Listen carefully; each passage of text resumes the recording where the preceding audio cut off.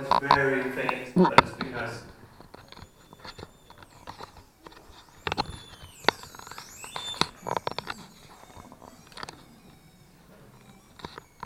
and this is drawn by Eric, 36 years old, when the primary target was making sound.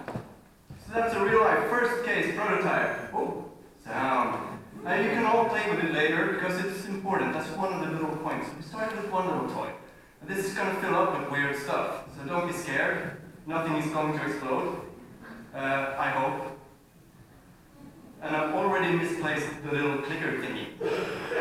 So let's take you back to the first moment. I'm going to go like a rocky montage of weird prototyping, because my part of this session is going to be the simple stuff. So I have my favorite prototyping tool here. Do you know what this is? Seen one? Operated one? Yeah, you have to be careful. I have a cut here. I've been using this for a long time. They're dangerous. I'm going to take you back to one of the big first prototypes we made. It's a really cool product. And we were making monsters, as all designers do, you know. And I wanted to ask you, do you know what monsters and clothespins have in common? Think about that while I show this. Take you back to the magical moment when monsters and clothespins merged. So we're making something that could bite stuff. Because basically, creative, we had productions. So we used big company surplus materials to make little things. But I scaled this up for today, so you can see it, the optically impaired, and especially the people through the internet, for example, with the video. Because showing the real thing would be really weird. So here we have the thing. Anybody figured out what they have in common? Say it out loud and you win something. It's scary. It is way too late to be able to start participating. I heard it. Jaws. That's correct. They have jaws. So we were making monsters because we were basically just not knowing what we were doing, but we were designing little things for surplus areas, for huge productions, and in flat plastic materials, because it's very common. And in die cutting, for example, there's a lot of waste. So we figured, let's make something from this. So I was making this little monster thingy that could go around biting stuff. And all of a sudden whoa, this actually bites my hand really well. It's weird. I mean, it doesn't hurt when I put it on. I click it on like that. I twist it off. So that's the first fantastic color matchable weird underpants. Clothespin. Clothespins are not good for starting business to start selling. Does anybody know why? Does anybody know a single brand of clothespins? Well, we figured that out the hard way. But we have a patent. Yay! Thank you. But it has played its role in, for example, stories we'll come to later. But the thing was, we got really good at developing all these little trinkets. And we liked making the stuff. And we found this machine that could actually make really small production runs.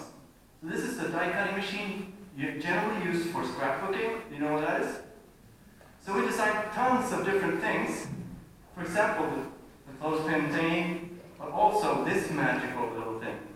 So I'm using this thing here to make an object on stage. Drum roll. And out comes this arbitrary little object. I fold it out. 3D glasses for dogs. Sorry, make a movement. We don't know what we're doing half of the time. But we don't censor ourselves. We just play around. What this was actually just a joke for a business fair. But it is a portable smartphone stand that you make from trash. Clean the sidelines, it merges the major movement and stuff with Scandinavian minimalism. So, this is the thing, like playfulness, really important. We started talking about play beforehand. And just playing around with the ideas is also like one of the major tools. And the second thing is to establish trust. So you can actually dare to show shitty prototypes, because shitty prototypes are the best, because they leave a lot of areas of improvement. So you can start like mixing in and leaving your thoughts on something instead of having something really fancy, which is tricky in the designer industry. So like industrial designers, we kind of figure if you show something bad, that's part of your portfolio, and then you're, oh, sorry, I won't say that. It's not good. You have this sense of, don't show something bad. When we did this, pretty early, we kind of, nobody bothered what lame things we made. So this guy came over to me and showed, I think I have an idea for a bike accessory. And it was a really floppy little thingy. We developed the first prototype for this manual die cutting machine. So we invested a total of $100 plus $10 in materials, because we kind of bribed a factory to get this yellow waste with the $10 worth of cinnamon buns for the Friday fika, which is very common in Sweden. So it's a soft spot for factories. And so we made this, the ass saver, which also is a prototyping of naming and branding. That's a huge risk. Ass is actually offensive in other countries. In Sweden, we say ass all the time. Sorry about that. But what is it? It's an emergency mud guard that's there when you need it and gone when you don't. And it might seem ridiculous. These are like ridiculous things in the beginning. But it actually, this is what finances everything we do now. The ass saver is global. It's completely nuts. We would never have thought this, but we had the immediacy, we had the stuff to make it from idea to a product in less than 2 weeks. And now, this is how we work with prototyping the next generation. We have gazillions of prototypes. Anyway, how does this correlate to all the other stuff? The red thread is not so obvious here. But the thing is, all these things made or for the next project, which is the last one, which is very, very weird. But we were showing this, the machine is nice, it can make the clothespin. So we were visiting India. This is actually why I spoke about the clothespin. We visited India because everybody solar drives. So clothespins should be a really great thing. We're going to revolutionize India by just selling the idea, spreading these machines out, and they can turn them out from trash because they have a lot of waste. So we went there and we gave away a machine to a school, and they never used it as a clothespin because it turns out somebody's buying them clothespins. What they're not buying them is construction toys. So they started connecting these like this and building molecular structures and just playing with them in a way we didn't intend. So once again, they prototyped for us another use of these little thingies. So I took this with me. This is it took a year and a half, incubating, playing around, but I wanted to make a construction toy and do something in that industry. Because I would love to do something with education and toys that actually educate kids. And then this random TV show showed, I think it was a hula hoop, a big hula hoop, these ones. And how wide it could become and spread and walk over something flat. And I figured, we have flat materials, let's make something that we can click together with these flat surfaces and a round hole, and just dimension the muscle of this thing. So I sat down with my computer and designed a thing, which does not really show that well. Here it is. Can you see it? Wow. Magnificent and tiny. This is a construction toy, and we chose to give it away.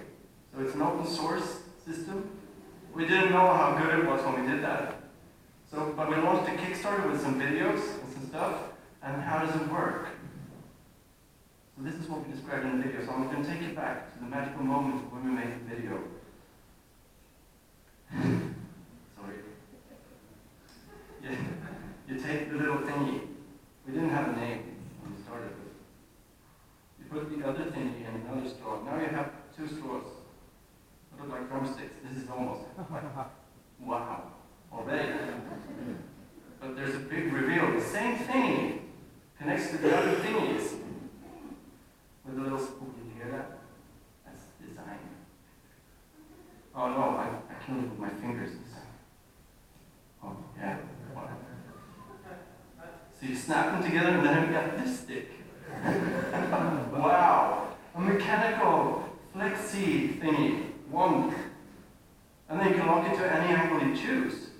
Which I didn't design that, it was just an arbitrary thing. So now we've got a friction lock and I've got this stick. So what does it do? Well, it lets you prototype just about everything. So I'm going to run very fast through weird, flexible constructions. Like this. Okay?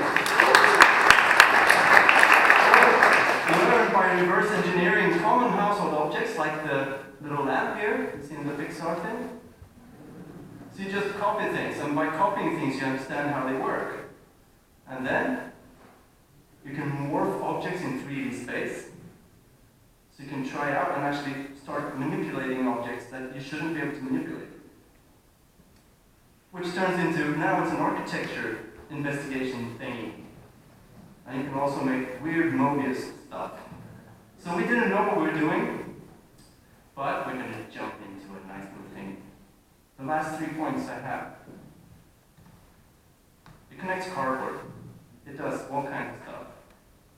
It connects to Lego Mindstorm, so you can prototype mechanical solutions with robots. We didn't design that. We were just playing it. So, what I want you to take with you is a little tip. Trust, immediacy, apply your ideas. If you can create that place where you can actually trust, show your things, make things, and start playing, you'll end up weird places. Like the poster boys for Vimeo and their new TV ads. So thank you for listening, and hope to see you tomorrow. We're going to have a little playground with the strawberries. Thanks so much.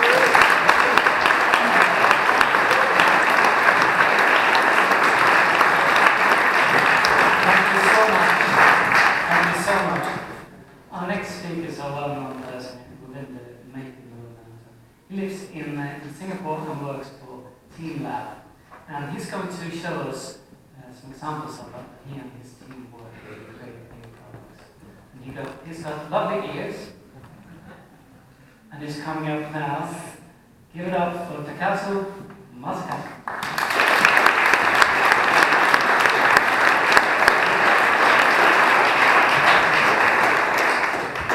Thank you for your introduction. I'm very happy today because this is my first time Europe.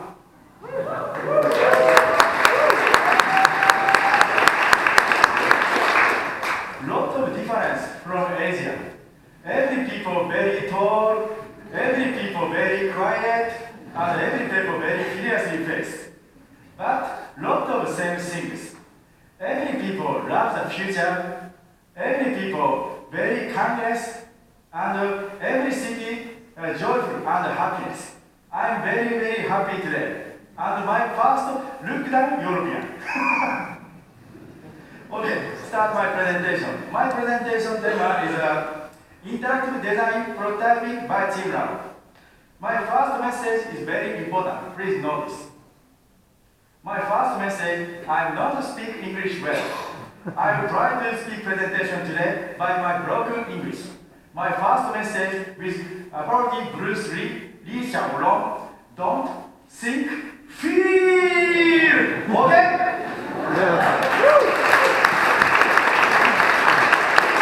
Okay, start my presentation. My name is Masakazu Takasu. I'm a maker from Japan. I like maker movement, I like maker fair. I have been visited a lot of maker fairs. Maker Fair Tokyo, Maker Fair Bay Area, San Francisco, Maker Fair Taipei, and this year Maker Fair Shenzhen, and Maker Fair Taipei again, Maker Block Singapore, Maker Fair Singapore, and just now the conference is ready. Thank you. And the next, 8th of August, I will go to Maker Fair Toronto. I want to see giant Maker Fair. Nordic Maker Fair. And this November, I will go to Maker Fair Kathmandu, Nepal Maker Fair.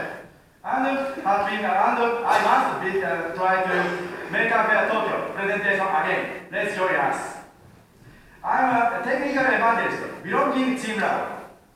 Team Labo is an ultra technologist group. What is ultra technologist group? About Team Labo. Team Labo is an ultra technologist group made of some kind of information specialists, including a lot of engineers. User interface engineer, database engineer, network engineer, robot engineer, computer vision engineer, software architect.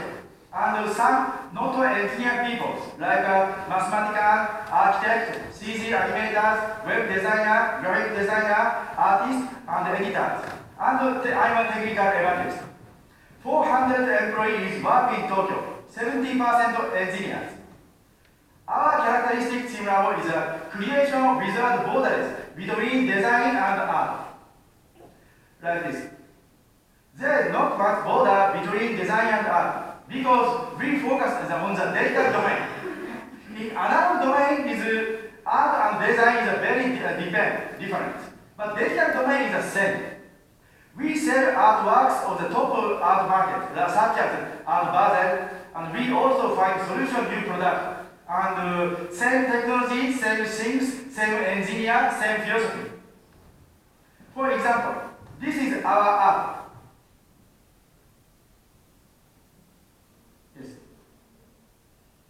This is computer graphics. Motif is an ancient old China, right at the sun. Yes. Old Chinese and Japanese Asian movies, like a carbon picture, carbon drawer. But ancient movie is not one movie. This is a movie by three-dimensional technology. Our motif is a black crow. Black crow is an unfortunate symbol in Europe, but Asia is different. Crow is a very fast, crow is a very clever and very wise.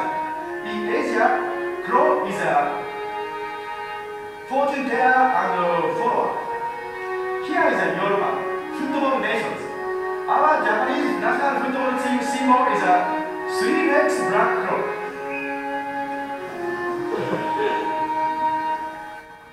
And this movie is very slowly and maybe silently all of these movies, but the movie making a changes. This time is look like all the movies by three dimensions. But this crow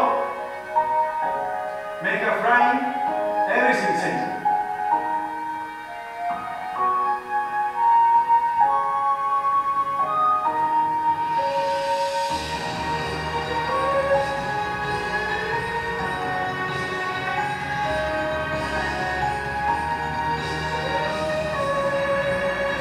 Japanese animation, we think about like a Japanese animation. Do you know Gundam? Do you know Macross? Do you know Evangelion? Our Japanese science fiction movie, robot fiction movie is a lot of aircraft dogfight. This is a Japanese animation aircraft air combat combining Japanese old culture, old literature. This is combined from new culture and old pop culture and new pop culture. All the technology and new technology, and all the motifs and new motifs. Beyond perspective. Using the three-dimensional technology by 3D Max and Maya, some European software, but this is a beyond the perspective. Not only 3D, but also beyond the dimension.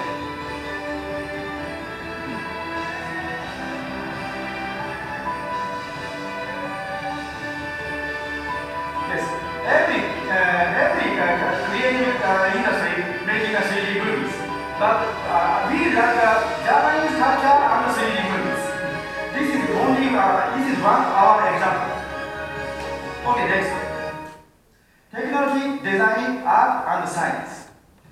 Our creative work is through experiential and innovation, making border between technology, art, design more ambitious. For example, again.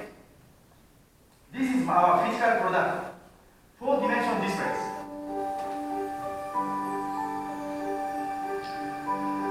is a very big three-dimensional display by LED.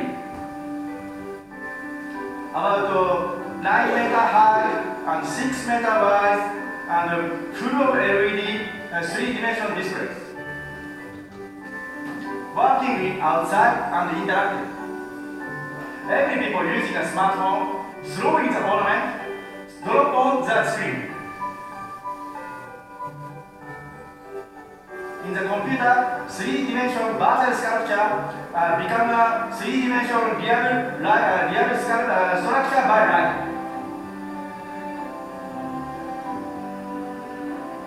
Yes, this is a Christmas in Japan. They are gathering ornament, bringing Santa Claus, come to here. Here is a Santa Claus country.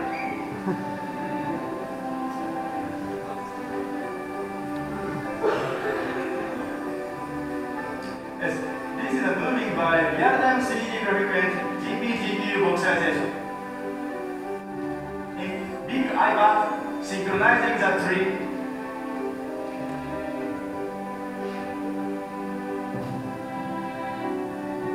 And synchronizing a fountain, synchronizing a weather, synchronizing by vanilla.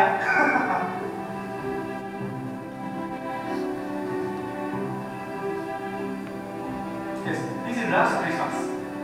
I want to see this Christmas tree built in the Europa. Okay, today's tema, prototyping method and multidisciplinary co-workings and interactive design from Japan. For example, sketch aquarium. This aquarium having a theme. The theme is how to make educational by technology and art. What is this? Example. Today's children always using smartphone and pad. Not a moving, still alive addiction. Always using a smartphone and pad. This is a very big problem. But for the children, digital world is very, very fun. Funny character, and beautiful sound, beautiful movie, and very, very interactive. But real world is too quiet, too boring for the children. On the TV, Mario and Angry Bird dance, jump, play with friends. It's a very good thing, but only TV, only Mario. Every children lie down on his thumb. It's a bad for growth for the children. I think so, change the world. We make Team of Future Park. We made it real Super Mario world. Yes, if you children liking a Super Mario, okay, we making a real world become a Super Mario. Every people, real jump, real dance, real play with friends, real making a beer. For example, look at this. This is a hopscotch for genius. This is a big iPad on the ground. Every children jumping and hopping the circle and dragons. Same shape is the same shape effect. Same color is the same color effect, like a game combo. Every children using a player physical, jumping and finding his effect. Everything interactive. Flop is escape. Surface making a ripple. Every children can't wait.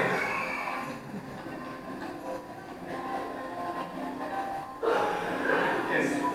This is not a boring. This is a very good for children growth.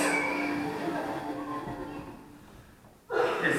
Another example. Sketch aquarium. Today's tema. Sketch aquarium is like this. About 50 meters very big screen by projection. And every children line drawing over the color by physical drawing. And scanning, drop in the aquarium. And every fish is having an intelligence. Same fish is making a score. And if you appear as a child, every fish is escape. And every children cross the window, every fish is gathered. This is an interactive fishing, intelligent fishing. like a game character. And every children very easy to like his friend because every children proud of my fish. Oh, hey everyone, look in my fish. And who find a beautiful fish? Oh, it's a beautiful fish. Please how to draw it. In the field, become making his friends. Yes. Our concept is this: co-created by children. A line drawing for coloring and physical drawing. And every drawing is same only one big screen. And aquarium by everyone together. Everybody making aquarium together. It's a bad concept. Our strategy is an augmented field. Silicon Valley way is an augmented human. Empowerment myself. Yes, I like Silicon Valley. I have a similar Nike devices and Android wear selling in only US and Japanese geeks. But I'm not recommending. This is the only better version. Yes, empowerment myself. But our way is an augmented field. Empowerment everybody together. Because this is my wearable computer. Wearable computer from Japan. Reading my detection of my brain signal and my moving, my emotion. But I never see my ear. But I give my emotion for everything. Every people getting me, oh, Takasu looks like a happy because his eyes are moving. Japanese augmented human is an empowerment other person. We walk different Silicon Valley, but we walk way to the future, and Silicon Valley walk way to the future, all way to the future, save the future. Yeah,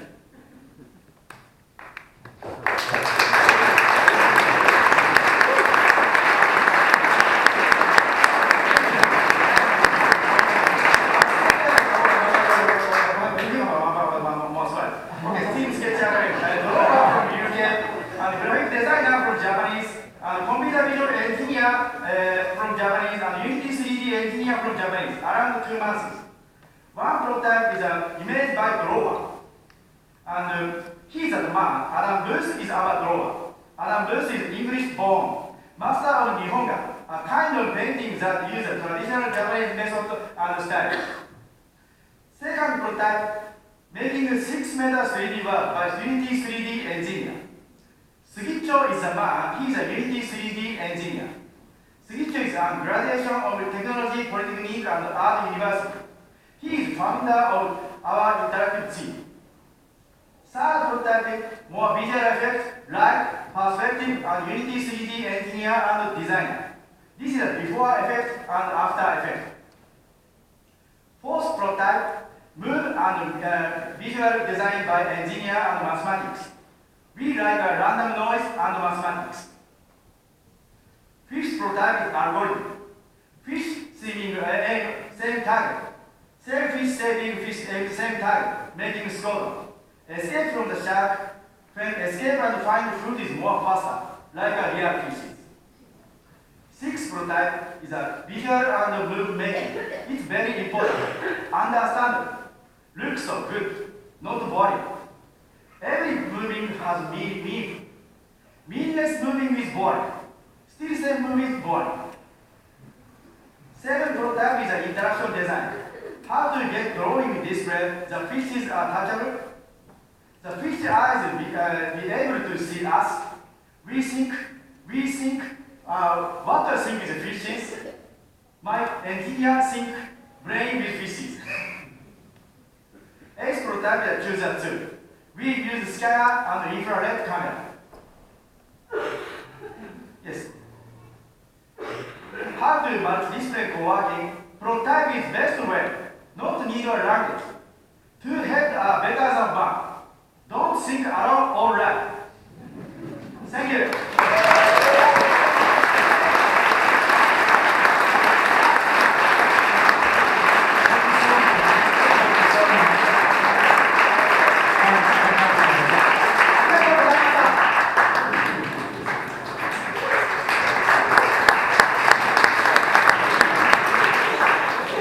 Thank you. You can think of prototyping from many more perspectives than this. And Rob Fitzpatrick is here to close today's session with an interesting take on this. He's going to tell us how you can use your mom to prototype everything from new ideas to business models. Can you use any mom to do this, or do you have to have a special mom? Rob is here to tell us all about it. Welcome. Welcome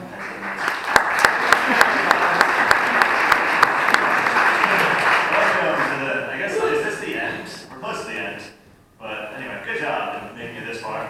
How many of you have launched or built something that you were really excited about, like a business, a product, something like that?